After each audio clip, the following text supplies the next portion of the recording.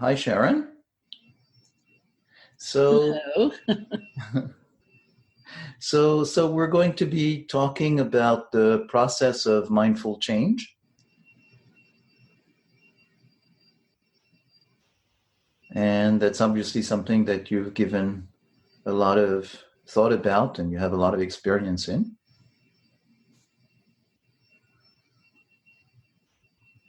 Do you mean change that is born from a deepening of mindfulness? Is that how you're using the term?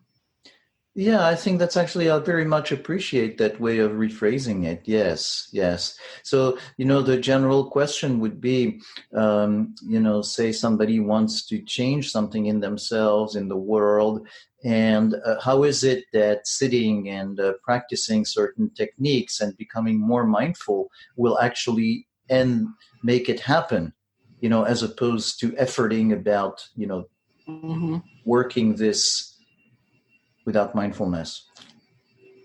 Well, I think it helps in a bunch of different levels. I mean, for one thing, having clarity about what we'd like to change, and that's a very classical description of looking within and beginning to understand that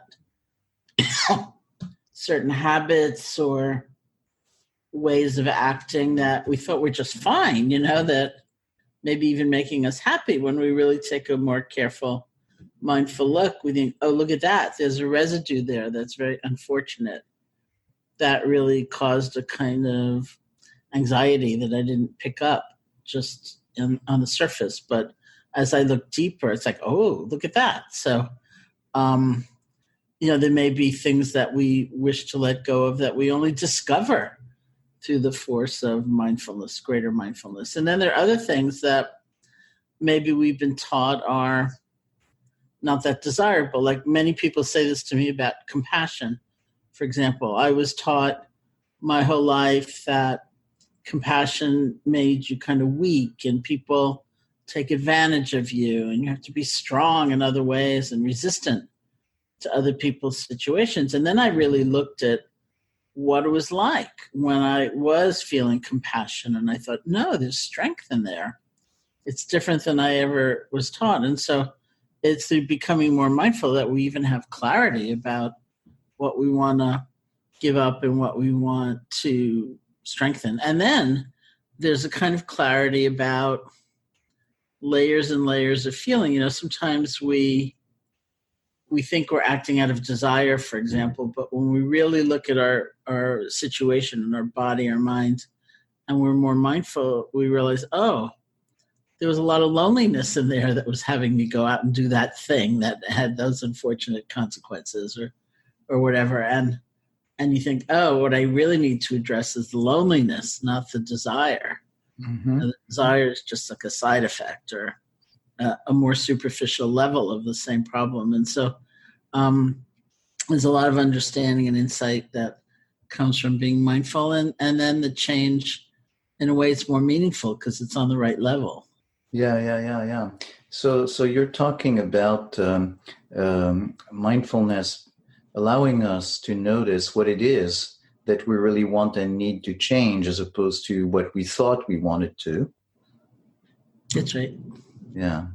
And you also mentioned earlier something about, I would summarize as having a different relationship to ourselves about it.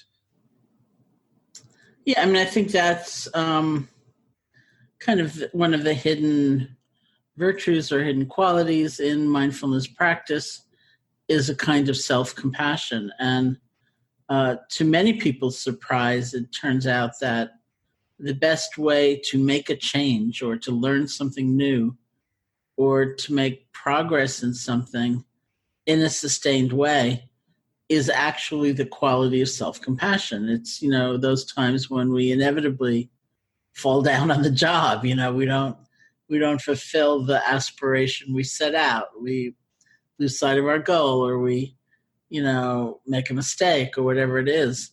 How do we have resilience? How do we begin again? How do we come back and sort of pick it up and go forward? And self-compassion, many people think of as kind of laziness or being self-indulgent, but actually it's proven to be the most powerful way to actually get something done. Mm-hmm. Because we will always make mistakes, and there will always be times of falling down and not being perfect on our way to fulfilling some goal of change. And we have to know how to deal with that. It turns out that a harsh, kind of punitive reaction to those times might spike our performance, but briefly. And then we kind of crash, So the key word is sustained. How do we make a sustained effort toward change? Yeah. Of any kind. And that proves to be self-compassion. Yeah.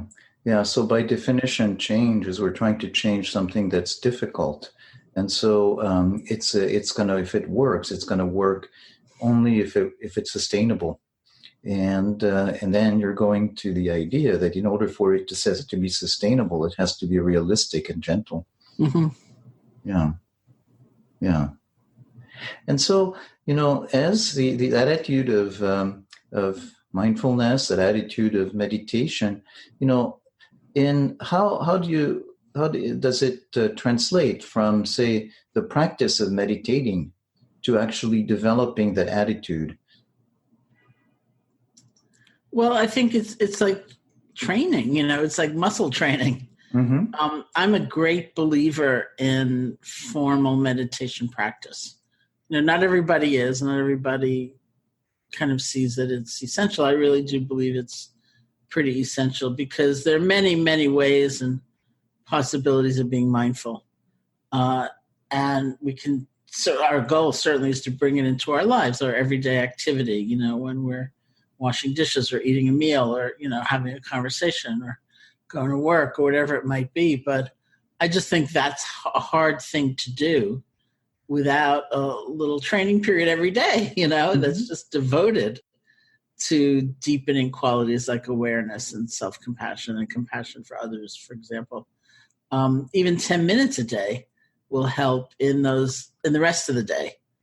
Because it's not hard to be mindful. It's awfully hard to remember to be mindful.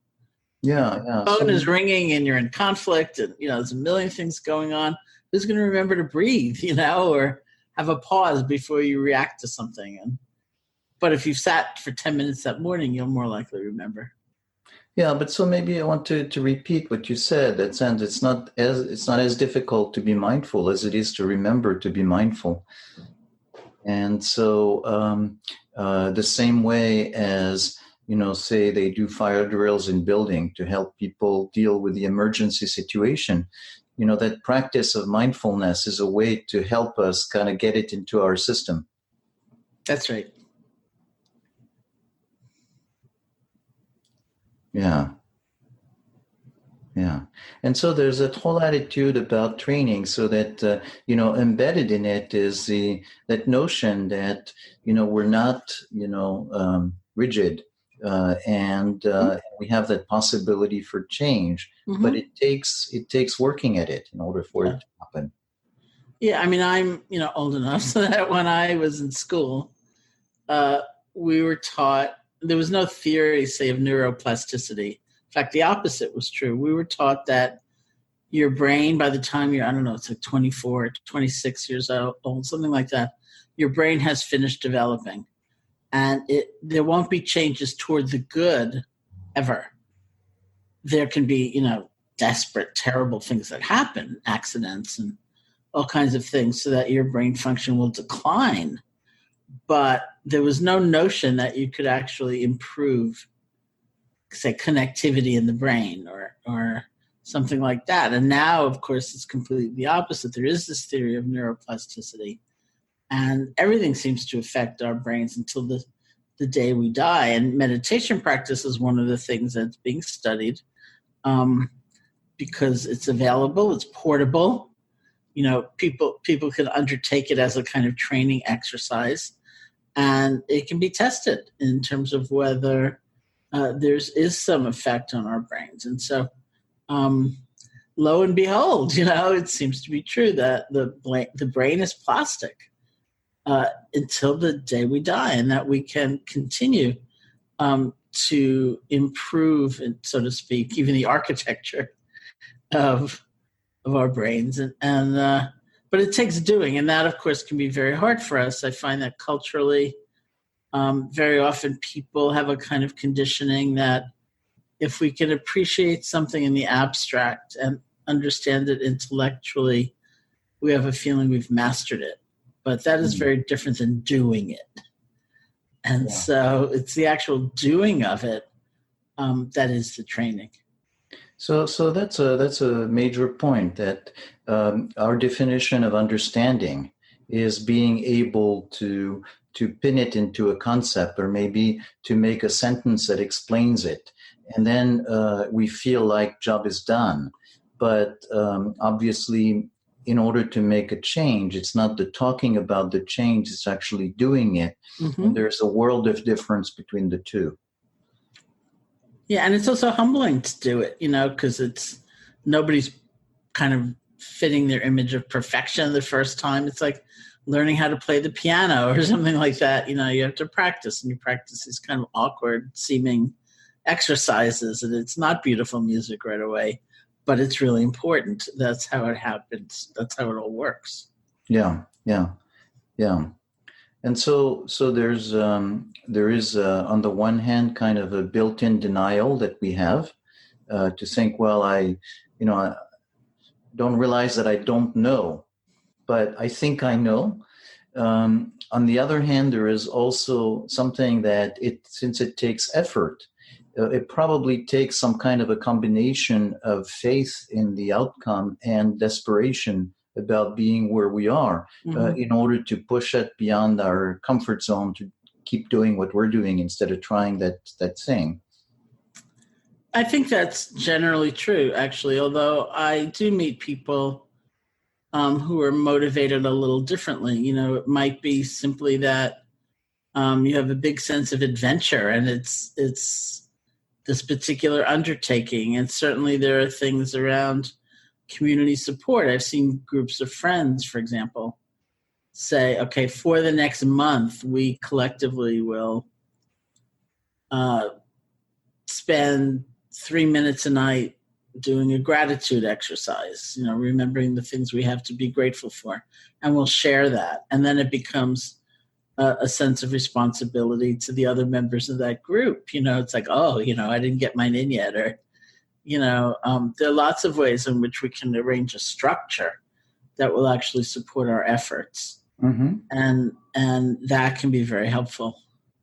Yeah. So, I know the trope that say in a war, soldiers get motivated more by loyalty to their comrades than by some big ideals, and that's why they stay, and that's why they endure all these difficulties. So creating a structure of support and having that common endeavor is going to really be much more practical than having some lofty ideas about goals.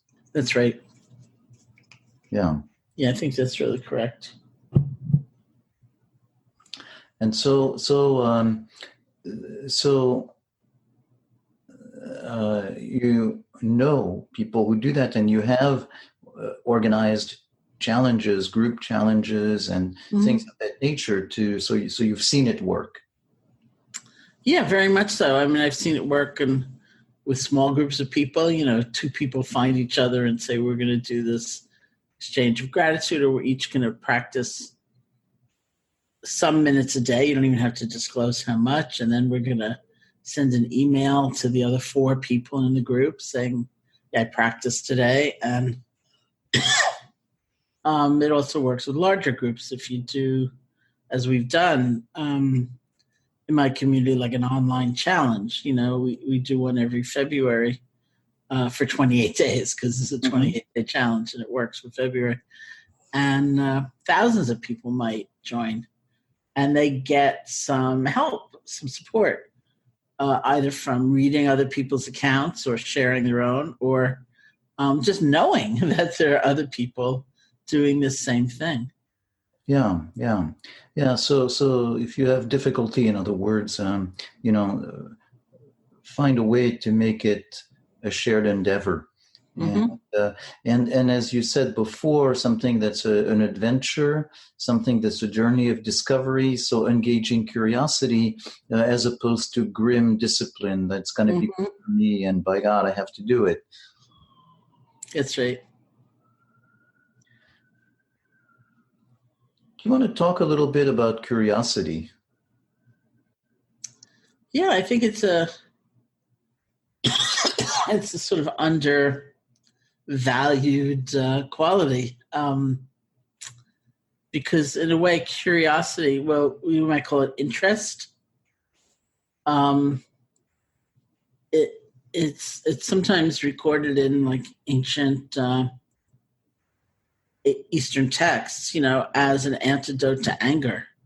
Like when we're just angry at someone, we want to push them away, or angry at a situation, we just want to push it away. But if we're taking an interest in it, that's a whole other energetic relationship. Mm-hmm. To hang in there with it, and pay attention. And there is that sense of discovery. And in effect, it's curiosity. And so I find that an interesting reflection, the way there's so many things in our life where we just get frustrated, we get impatient, we just want it to go away. And what would it be like at some of those times to replace that particular energetic relationship with one of taking an interest in it? Mm-hmm. And just to observe everything that happens in your body with that shift, what happens in your mind. What do you discover? I mean, sometimes, we're in such a hurry and we're having a conversation with somebody and we already decided 3 months ago who they are and what they're capable of. And we're not listening anymore. And maybe we realize that and we take an interest and we listen. And the big surprises, about this person, and just the same with ourselves. Yeah.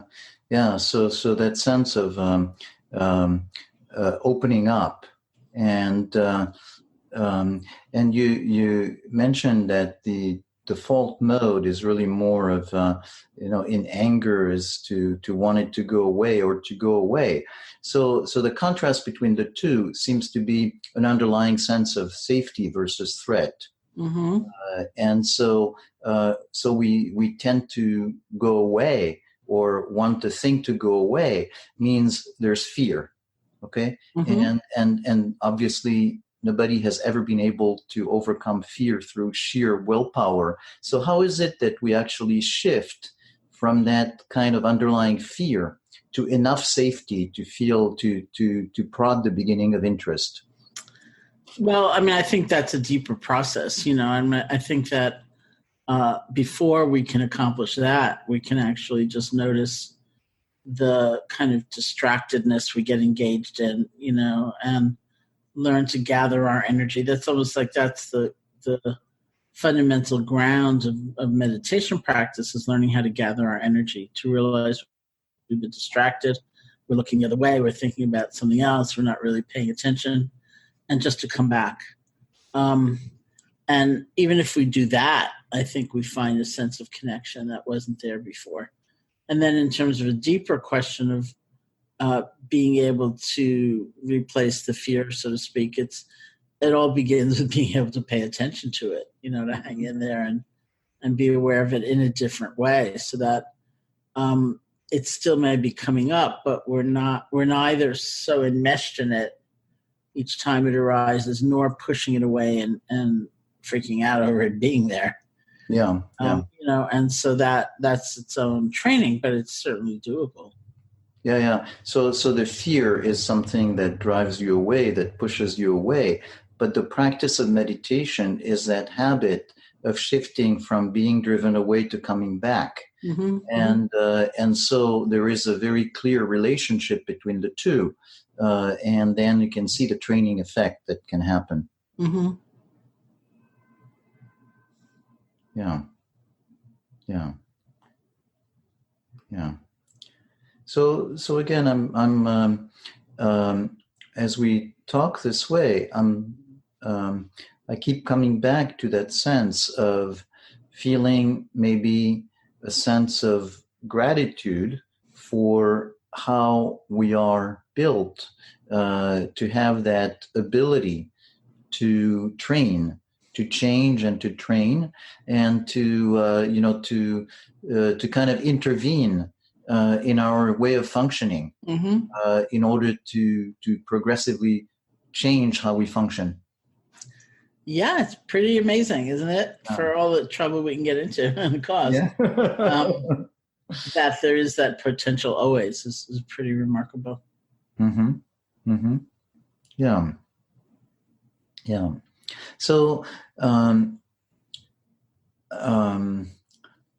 in lots of ways, the practices you describe are a way of making peace with what it's like to be human, and to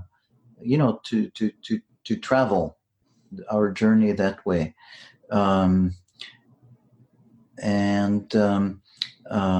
Is that your sense of how the historical Buddha came to develop what he did? I mean, in some ways, yes. I mean, I think he had. I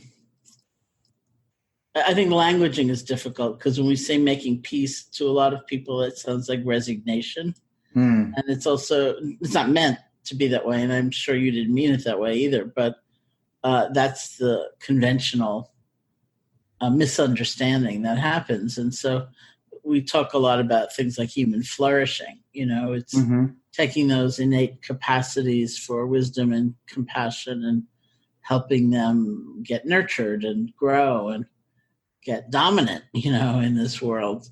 And so there's a way in which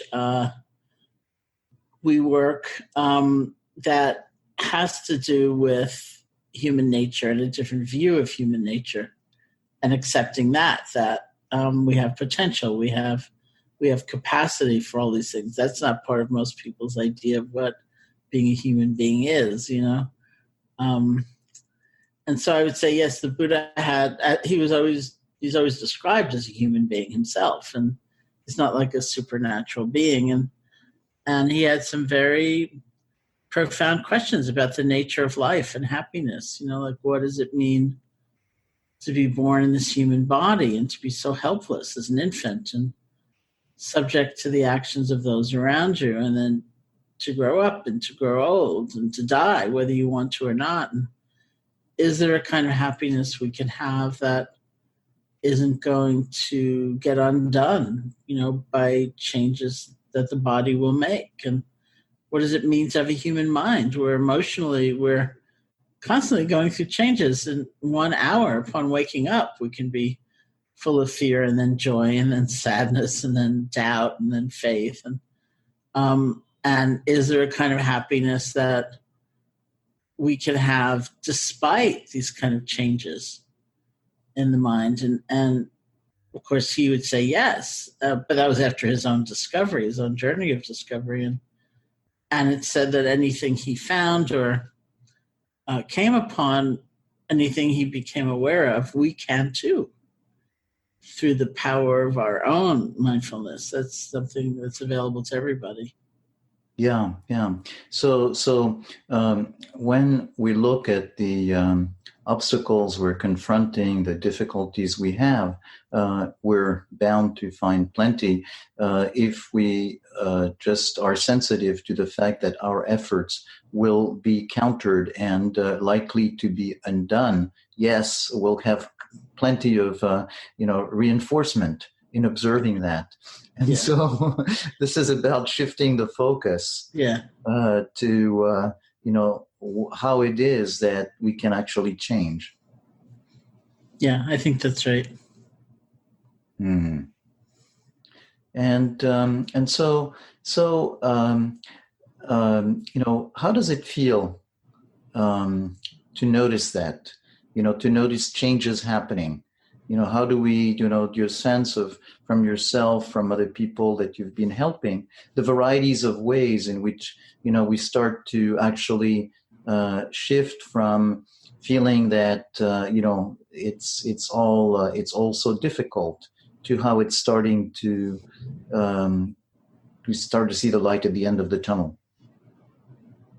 I don't know if it's a question of seeing the light at the end of the tunnel, but it's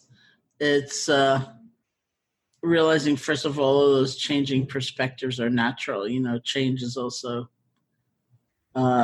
it's exhilarating. It's also frightening, and it's there's a lot of uncertainty there. We're stepping into the unknown. It's almost the definition of change, and doesn't always go in exactly the pattern we want to see it go, but it's inevitable. I mean, we're changing all the time anyway, and so nothing is static and nothing is rigid, and it just feels that way. But if we really pay attention, we want to be impactful on that quality of change. We want to have a sense of intentionality or motivation. We want to be able to make choices that are reinforcing the change we'd like to see, and things like that. And so it's very empowering in the end, I think, to hold it in that way. Yeah. So what I'm hearing is that instead of having a passive attitude vis-a-vis it and saying, well, is it going to happen, or what, it's a sense of engaging with the process, and the fact of engaging with the process is by itself empowering, because then we are, we're doing something, and we're in it, and it's going to be, sometimes scary, but that's part of doing something that is a challenge. Yeah. So that seems like a nice place to conclude, but I want to check if you would want to add something to that. I think that's fine. Thank you. That was a good summation. Thanks, Sharon. Thank you so much.